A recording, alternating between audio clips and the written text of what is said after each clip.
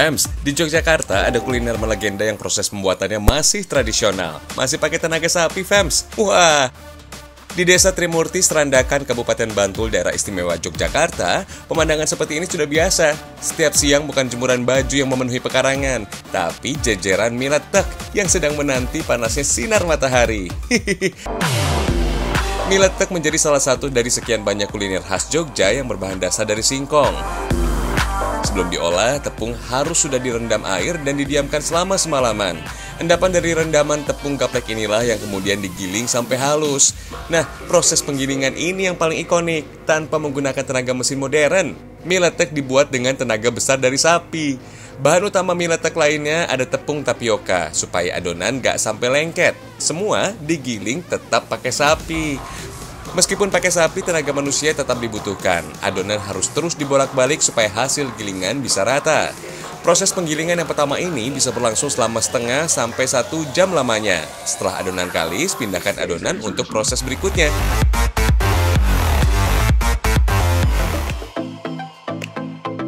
Tahapan selanjutnya adalah memadatkan adonan tepung yang sudah digiling. Proses ini juga nggak kalah unik karena masih dilakukan secara tradisional. Hentakan dan beban tubuh saat menginjak adonan bisa mempengaruhi tekstur dan kekenyalan mie saat jadi nanti. Tenang, Fams, meski diinjak-injak, proses berikutnya bisa jadi pembersihnya. Setelah dipadatkan, balok-balok adonan tepung akan dimasak ke dalam oven. Proses pengukusan dengan tungku sederhana ini berlangsung dengan durasi sekitar 1,5 jam. Proses pembuatan mie letek masih panjang, masih butuh banyak tenaga besar lagi. Adonan yang sudah berubah warna kembali harus digiling pakai tenaga sapi. Wah, ini sapi kerja rodi. Semangat ya, Pi, semua demi anak istri. Batu besar yang menjadi poros utama menggiling adonan juga nggak ringan. Beratnya bisa lebih dari 1 ton. Tenang, sapinya juga nggak sendirian, dirawat sehat dan bekerja bergantian. Nah, setelah digiling dan dipadatkan kembali, adonan siap untuk dimasak ke proses inti. Kali ini pakai tenaga mesin, Fams, untuk mencetak adonan menjadi lembaran mie letek yang tipis dan memanjang. Selanjutnya, mie letek kembali dikukus untuk memastikan kematangan dan teksturnya.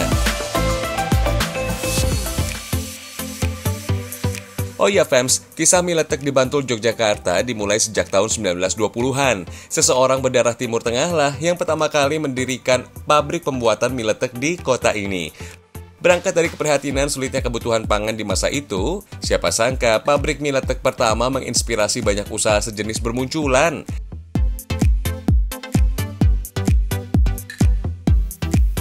Setelah semua tahapan selesai, finishingnya adalah proses penjemuran. Proses ini menjadi penentu produksi atau tidaknya mie letek di hari ini.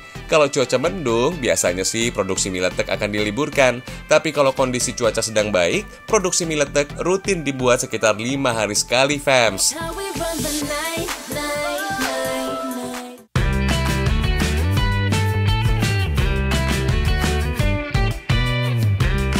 Fams, mie letek yang terbuat dari kombinasi tepung gaplek dan tepung tapioka bisa dipakai sebagai asupan karbohidrat pengganti nasi.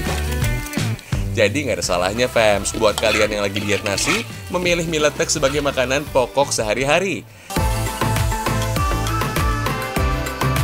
Selain mie letek goreng, olahan mie letek rebus juga maknyus. Secara tampilan, mie letek mungkin gak semenarik mie lain di pasaran.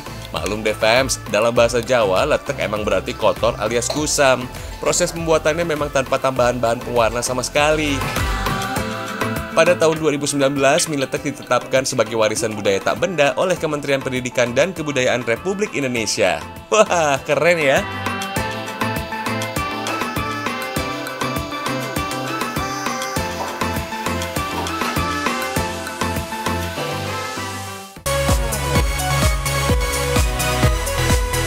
Sajian mie letek khas Bantul ini sudah pernah dicoba Presiden Amerika Serikat ke-44, Barack Obama loh.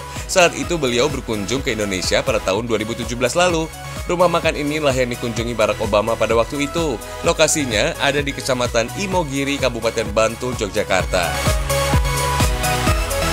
Di sini, Fam, sajian mie leteknya memang bikin kangen. Dengan harga Rp35.000 seporsi, olahan mie letek goreng atau rebus bisa kalian pilih. Menyantap mie letek mirip sama seperti menyantap bihun.